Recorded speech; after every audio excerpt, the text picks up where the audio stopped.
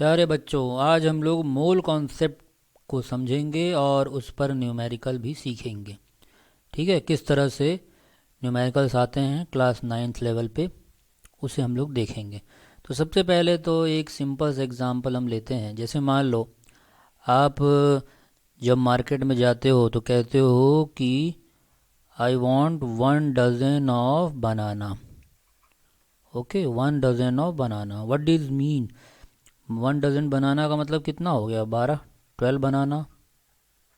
ठीक है, उसी तरह से जो मोल है वो क्वांटिटी को मेज़र करता है ना, अमाउंट ऑफ सब्सटेंस को मेज़र करता है। जैसे अगर आपको कह दिया जाए कि भाई 1 मोल ऑफ एनी सब्सटेंस, कोई भी सब्सटेंस अगर है, चाहे वो बनाना हो चाहे वो एप्पल हो, इसका मतलब आपको समझ में आना चाहिए कि 6.022 इंटू 10⁻23 इन नंबर, यानी कि इतनी वो क्वांटिटी होनी चाहिए, इतनी वो सब्सटेंस होना चाहिए, चाहे वो बनाना हो चाहे एप्पल हो चाहे कुछ भी हो।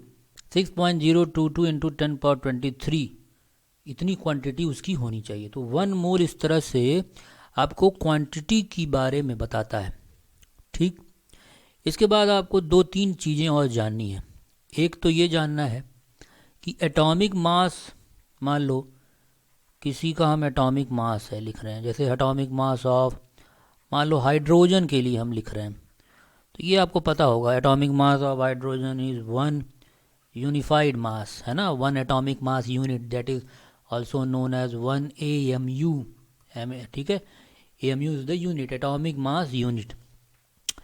अगर हम इसे ग्राम एटॉमिक मास में लिखें तो, ग्राम एटॉमिक मास में अगर हम लिखेंगे तो सिर्फ करना क्या होगा, हमें यू के जगह पर इसको लिखना होगा ग्राम, 1 ग्राम।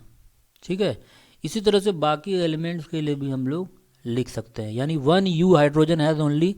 अब 1 U हाइड्रोजन में कितने एटम होंगे? एक हाइड्रोजन एटम होगा।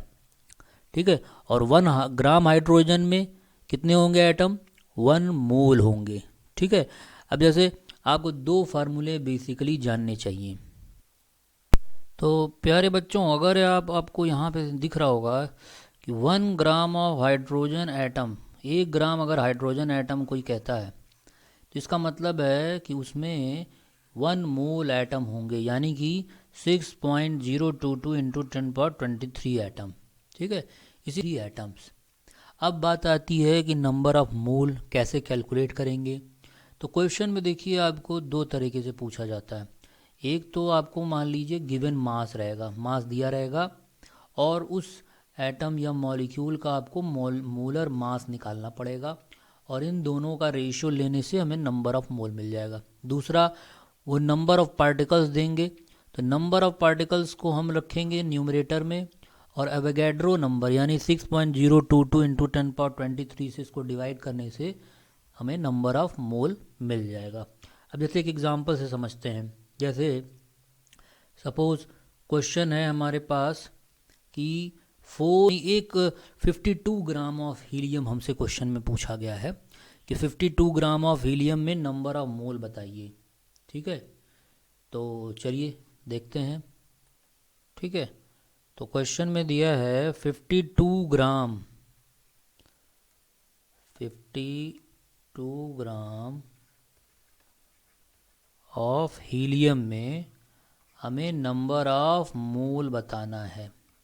ठीक है, तो सबसे पहला काम तो क्या करें हम कि मोलर मास निकाल लें हीलियम का। तो मोलर मास जो होता है हीलियम का वो कितना होता है? 4।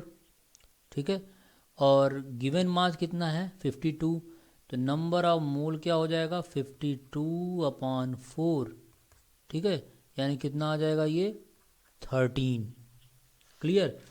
तो 13 इज द नंबर ऑफ मोल। ठीक, एक इस तरह का क्वेश्चन हो गया।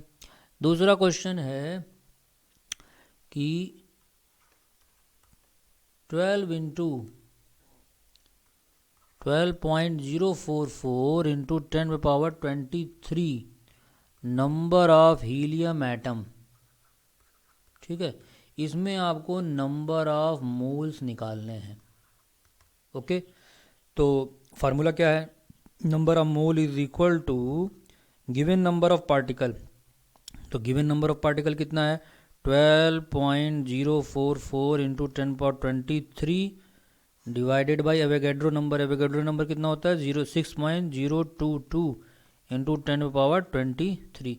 तो this will be cancel out, और ये कितनी बार में जाएगा, 2, यानी 2 मोल यहाँ पर हमको हीलियम एटम का मिलेगा। ठीक है, तो इस तरह से हम जो है मोल पर न्यूमेरिकल्स को सॉल्व कर सकते हैं। ठीक है, अब आपको इसमें कोई डाउट अगर होता है तो आप लोग कमेंट बॉक्स में पूछ सकते हैं कि किस तरह से सर ये सॉल्व होगा, अगर किसी को डाउट है तो। अदरवाइज बिल्कुल सिंपल फार्मूला है ये। ठीक है, चलो ओके, तो फिर मिलते हैं, गुड बाय।